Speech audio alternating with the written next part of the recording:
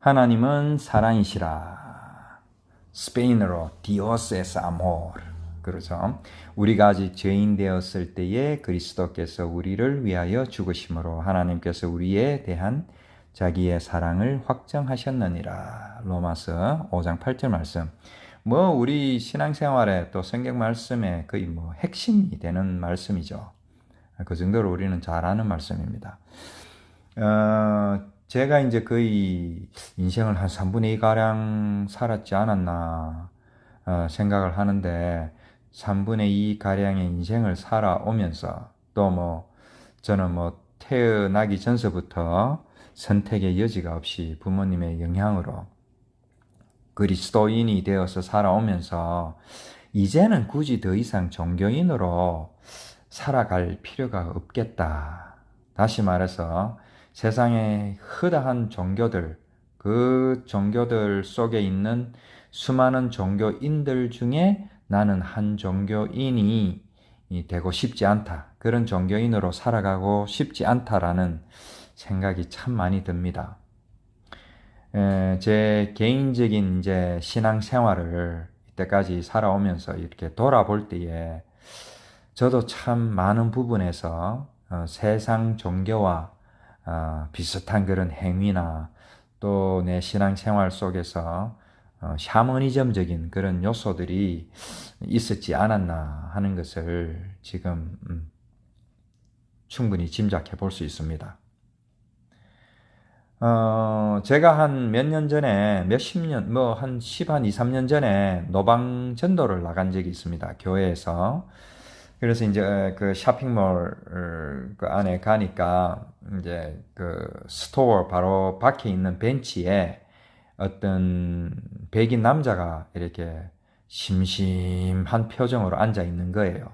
그래서 잘 됐다 싶어가지고 이제 전도지를 먼저 내밀면서 잠깐 이야기를 할 수 있느냐라고 하니까 그 사람도 지금 아마 아내분이 안에서 쇼핑을 하는 것 같아요. 참 민족 나라를 떠나서 여자분들은 쇼핑을 좋아하고 남자분들은 쇼핑이 별로 안 좋아해서 밖에서 기다리고 물론 다 그런 것은 아니겠죠. 그래서 이제 앉아서 이제 전도를 했죠. 제 나름대로.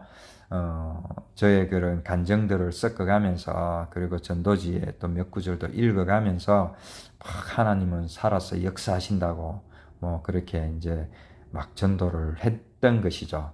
그러니까 이제 그분이 자기도 얘기를 좀 할 수 있냐고 해가지고 자기 얘기를 좀 들어보라는 거죠.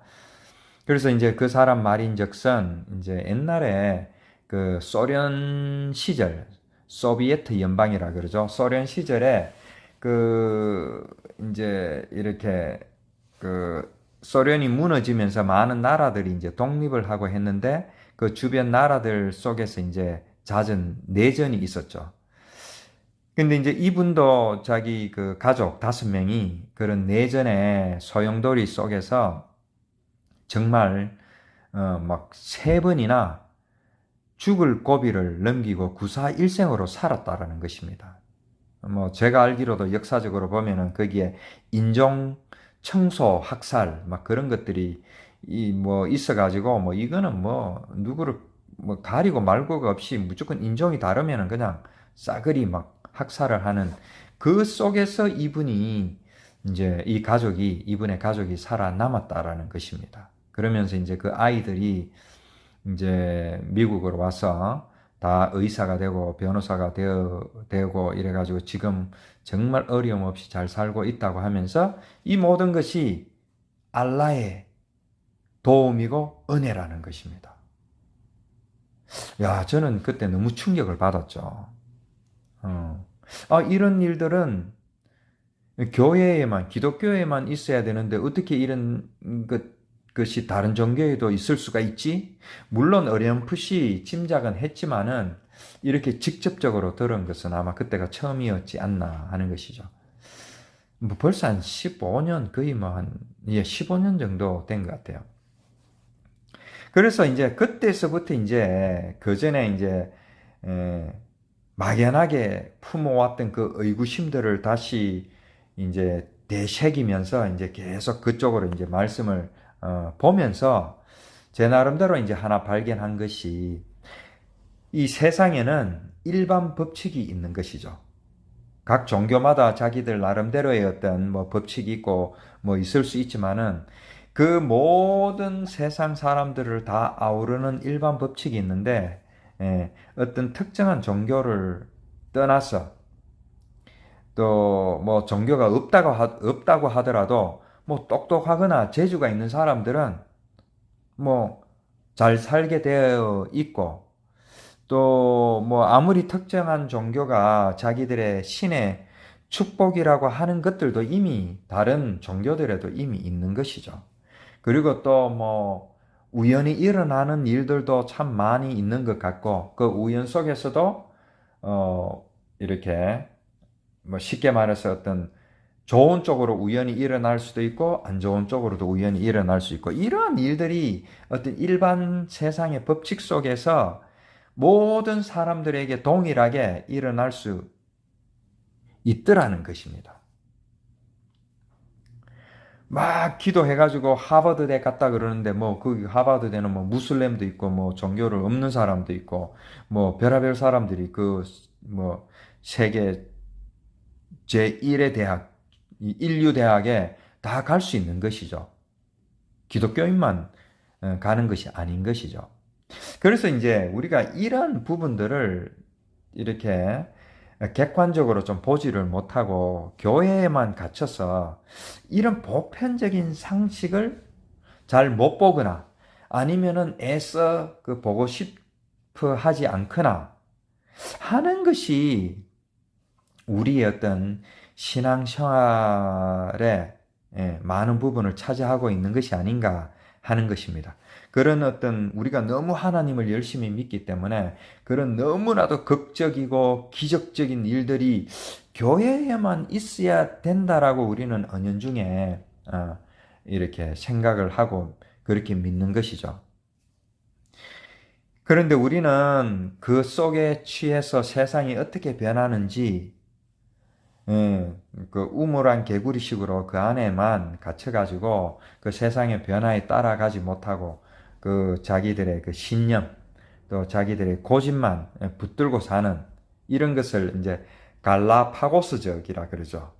그 갈라파고스라는 어떤 섬에 그 종들이 그 생물들이 이 대륙이나 이런데 이렇게 진화하는데도 불구하고 그 진화하지 않고 그것을 고수하는 자기들 그 종만 자기들의 형질만 고수하는 그 갈라파고스의 섬에 그런 식의 우리가 신앙을 고수하는 것이 아닌가 하는 것입니다.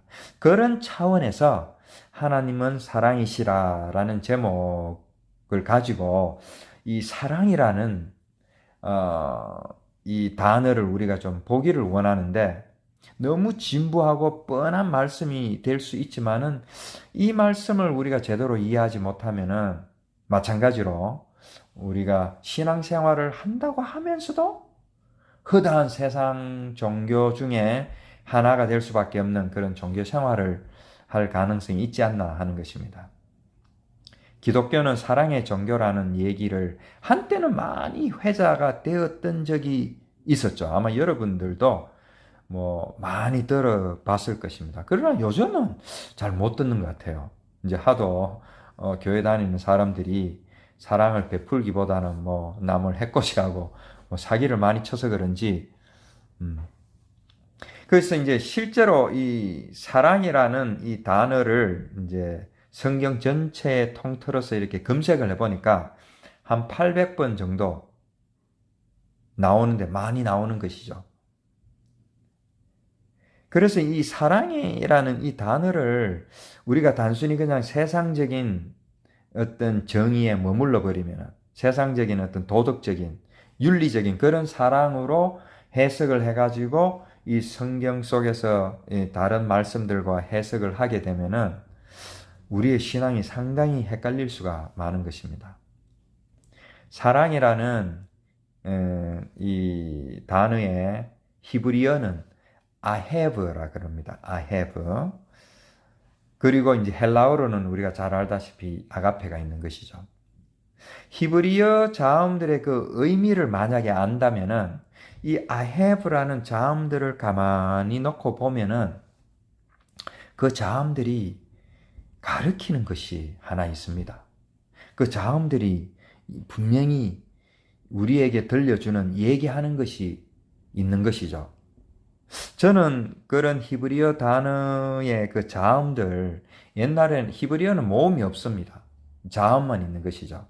이제 현대로 와서 그걸 발음을 하기 위해서 이제 모음을 붙인 것인데, 원래는 자음으로만 되어 있죠. 그래서 저는 그 자음을 한 단어의 어떤 I have라면은 aleph, het, beit 이런 단어를 이렇게 두고 가만히 보는 것을 참 좋아합니다.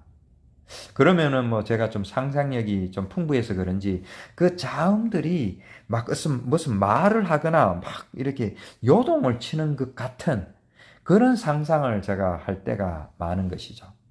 그래서 이 I have라는 이 자음들을 가만히 보면은 하나님께서 메시아를 통하여 소망을 주시고 구원에 이르게 한다라는 그 의미가 그 자음들 속에 고스란히 포함이 되어 있는 것이죠.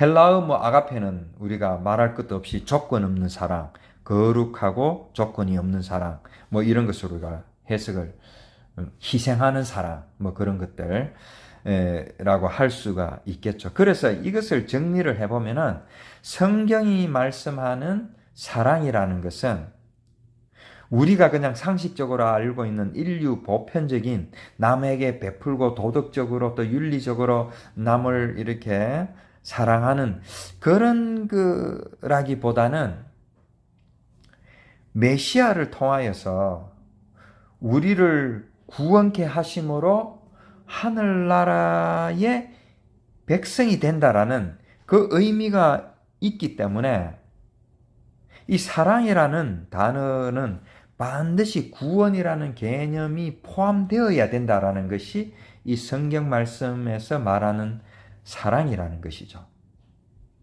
제 개인적인 얘기를 또 잠깐 해보겠습니다. 저는 어리석게도 철이 좀 들 때까지 부모님의 사랑을 그렇게 깊이 깨닫지를 못했습니다. 왜냐하면 저희 부모님은, 특히 어머님은 사소한 것들을 잘 안 해주세요. 이렇게 장난감을 사달라든지 맛있는 것 좀 사달라 이러면은 절대로 잘 안 사주시는 것이죠. 그래서 어릴 때 어린 마음이니까 또 어느 정도 청소년기에도 좀 그런 게 좀 있었던 것이죠. 좀 원망을 많이 했죠. 그런데 주위에 보면은 친구들 부모들은 그런 것을 참 잘 사주더라고요. 그런데 이제 어느 날 제가 어머니에게 대학 등록금 통지서를 이렇게 내미니까 어머니께서 장롱에서 바로 무슨 뭉치를 꺼내시더니만 농협으로 가서 바로 그 등록금을 납부를 하시는 것이었습니다. 적은 돈도 아니죠. 그 시골에서 그만한 돈이면은 납부 기한이 좀 있는데도 불구하고 기다리지 않고 바로 첫 번째로 그냥 내시는 것이었습니다. 그래서 이제 그 농사일을 지으시면서 매번 그런 것을 준비해 두셨다가 제일 먼저 내어 주셨던 것이죠. 그리고 이제 제가 다른 친구들은 다 직장을 잡고 막 이럴 때 저는 유학을 가겠다고 3년 동안 매년 1년에 1,000만 원씩만 지원을 해달라고 하니까 그것도 진짜 주저하지 않으시고 해주셨던 것입니다. 그 시골에서 농사 지으면서 그 참 적은 돈들이 아니죠. 그때는 잘 몰랐는데 이제 나이가 좀 들고 나서 생각해 보니까 저희 부모님은, 특히 어머님은 사소한 것은 좀 잘 못해 주셨을지라도 제가 가야 할 그 앞날과 미래를 위해서는 흔쾌히 목돈도 내놓으셨던 것이었죠. 그래서 그것이 참 사랑이 아니었을까. 또 제 그 시골 친구들 보면은 그 당시에 그 부모들이 이렇게 잘 사주었던 그 부모들이 결국 대학에 못 간 친구들이 좀 있습니다. 학비 때문에 못 간 것이죠. 물론 이제 우리 부모님께서 잔정도 있으셨고 또 큰 정도 있으셨으면은 얼마나 좋았겠냐 이런 생각도 들지만은 7, 80년대에 농촌에서 그것도 그러기가 쉽지 않았죠. 하나님의 사랑도 이와 같지 않을까 하는 것입니다. 이 땅에 사는 동안에 필요한 그 물질적인 것들, 일시적인 것들을 뭐 하나님께서는 분명히 주실 수도 있으시겠죠. 그러나 그것보다도 우리에게 정말 필요한 그 영원한 생명을 위해서 하나님께서는 다 예비해 놓으신 것입니다. 오늘 본문 말씀을 한번 보겠습니다. 우리가 죄인 되었을 때에 이 죄인이라는 것도 여기에서는 뭐 단순히 윤리 도덕적인 그런 죄라기보다는 우리가 구원을 받지 못한 상태 그 자체가 이제 어떻게 보면 죄인이라는 것이죠. 물론 뭐 윤리 도덕적인 죄도 분명히 죄는 죄가 될 수가 있겠죠. 그리고 뭐 그런 죄는 사실 우리가 죄값을 치러야죠. 예수 그리스도의 십자가로 그 죄값이 치러지는 게 아니라 그런 우리를 위하여 예수 그리스도를 대속 제물로 삼으시고 구원해 주심으로 하나님의 사랑을 확증했다고 하는 것입니다. 너무 여기에서 사랑이라는 정의가 뭐 너무 분명하지 않습니까? 세상적인 사랑, 뭐 박애주의 같은 사랑, 이 세상 살아가는 동안에 뭐 필요하고 이왕이면은 그렇게 사랑을 베풀면서 사는 것이 좋겠죠. 그러나 분명한 것은 그런 사랑의 행위가 세상적인 사랑의 행위 자체가 우리를 구원하지 못한다라는 것입니다.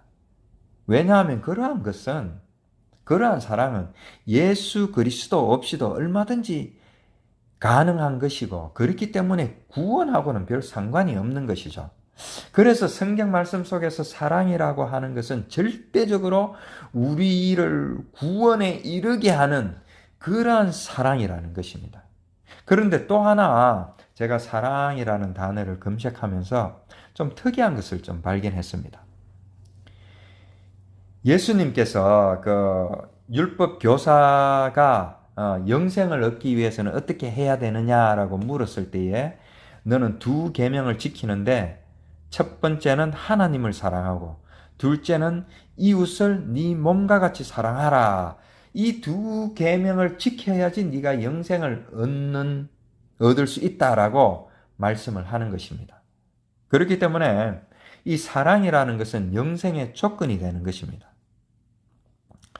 그래서 여기에서 분명한 것은 하나님께서 우리를 사랑한다라는 것도 아니고 우리가 하나님을 사랑하라는 것이죠. 우리는 성경 말씀이 처음부터 끝까지 하나님께서 우리에게 하시는 사랑 고백인 줄 알고 있습니다. 그런데 이 예수님은 우리가 하나님을 열심히 사랑하라는 것이죠. 하나님께서 우리를 구원해 주셨으면은 우리가 사랑하지 말라고 해도 사랑하는 것은 당연한 것이죠. 그런데 굳이 계명으로까지 정해가지고 그렇게 했어야 했을까? 그래서 이 사랑이라는 것을 다시 한번 분명히 하나님께서 우리를 구원에 이르게 하는 그 행위가 사랑인데 또 왜 성경 말씀은 많은 부분에 대해서 그러한 하나님을 우리는 사랑하지 말라 그래도 당연히 사랑할 수밖에 없는데 왜 사랑하라라고 능동적으로 우리의 어떤 행위를, 우리의 어떤 무엇을 요구하는 것일까? 그래서 이제 이런 말씀을 우리가 보거나 들을 때에 조금 전에도 제가 얼핏 얘기를 했지만은 어떤 행위적인 것으로 우리는 생각을 하기 쉽습니다. 예배를 열심히 드리거나 교회 모임, 각종 모임을 잘 참석하거나 또 선교와 전도를 열심히 하거나 또 헌금을 잘 드리거나 하는 것들을 생각하기 쉬운 것이죠. 물론 이러한 것들도 당연히 하나님을 사랑하는 한 방편이 될 것입니다. 그러나 지금은 직접 제사를 받으시던 구약 시대가 아니잖아요. 그리고 우리가 드린다고 하는 것들이 어떻게 하나님께 드릴 수 있을까요? 하나님은 영이시잖아요. 우리가 헌금을 드린다고 할 때 하나님은 그 돈이 필요하신 분이 아니단 말이죠. 물론 이제 하나님의 어떤 그런 복음 전파를 위해서, 또 우리가 복음을 서로 나누기 위한 어떤 공동체를 위해서 이렇게 교회에 쓰이는 그런 것들을 우리는 뭐 하나님께 드린다라고 표현할 수 있는 것이죠. 그러나 그러한 것들은 헌금이라기보다는, 하나님께 드리는 것이라기보다는 연보에 사실은 가까운 것이죠. 그래서 이 성경적 사랑이라는 것은 하나님께서 메시아를 통하여 소망을 주시고 우리를 구원하시는 것이라는 것입니다. 그래서 이 하나님을 사랑하라는 것은 이 속에서 그러면 우리가 어떻게 받아들여야 될까? 그래서 제가 이런 여러 가지 다른 성경 말씀들을 찾아보니까, 우리가 하나님을 사랑한다라는 것은 하나님께서 자기의 독생자 예수 그리스도를 통하여 그 대속의 제물을 통하여 우리를 구원해 주셨구나라고 인식하고 깨닫는 것이 바로 하나님을 사랑하는 것이 아닌가 하는 것입니다. 부모들이 이제 자식에게 사랑을 베풀 때에 솔직히 어떤 보답을 바란다기보다는 자식이 그것을 깨닫는 것만으로도 부모는 이미 보상을 다 받는 셈이죠. 하나님께서 우리를 어떻게 구원해 내셨는지를 똑똑히 보고 기억하고 인식하는 것이 하나님을 사랑하는 것이라는 것입니다. 그것이 제1계명이라는 것입니다. 만약 이렇게 접근하지 않고 행위적인 접근을 해서 우리가 더 변화해서 더 정결한 모습으로 하나님께 나아가자, 더 열심히 순종하고 헌신하자, 이렇게 가버리면은 이러한 것들이 사실은 세상 종교하고 비슷하게 되는 것이죠. 세상 종교들이 그렇지 않습니까? 수행을 하고 연말을 하고 또 이런 어떤 정진을 하고 뭐 이러한 것들을 통해서 어떤 행위를 통해서 신들을 열심히 섬기는 것이죠. 그러나 하나님은 그렇지 않다라는 것입니다. 이렇게 인식하고 깨달아야지만이 그것이 복음이 되고 은혜가 되는 것입니다. 물론 그런 행위적인 것들은 이런 우리가 구원받은 은혜에 감격해서 그 복음에 감사해서 뭐 받은 대로 자기 마음 편한 대로 또 자기가 뭐 태어난 어떤 성질대로 성격과 기질대로 뭐 그런 행위를 앞세우기를 좋아하는 사람은 그렇게 하면 되고 또 뭐 굳이 그렇게 막 요란스럽게 안 하고 하나님의 은혜를 참 묵상하고 조용히 상고할 사람들은 그렇게 하면 되는 것이죠. 말씀을 맺겠습니다. 이 땅에서 완전한 사랑은 우리를 구원해 내시는 하나님의 사랑밖에 없습니다. 세상적인 사랑은 물론 그것도 우리가 굳이 무시할 필요가 없지만은 그러나 이 땅이 사라지고 이 세상이 끝나면서 그러한 사랑은 다 사라지는 것들입니다. 물론 엄청난 사랑을 베풀었으면 몇 세대 정도는 이렇게 전해질 수도 있겠죠. 그러나 결국은 다 사라지는 것입니다. 그러나 영원토록 사라지지 않는 것은 우리에게 영원한 생명을 주시고 우리를 구원해 주시고 그런 영원한 생명과 영생 가운데서 하나님께서 베푸신 그 사랑만이 영원할 것입니다. 그렇기 때문에 우리가 앞으로 말씀을 들을 때에 하나님의 사랑을 선포하는지 아니면은 휴머니즘을 선포하는지 아니면은 도덕 세미나를 하는지 그런 것들을 우리가 잘 분별할 수 있을 때에 우리는 그리스도인의 정체성을 확실하게 확립할 수 있고 더 이상 종교 생활이 아니라 그리스도인으로 살아갈 수 있을 것입니다.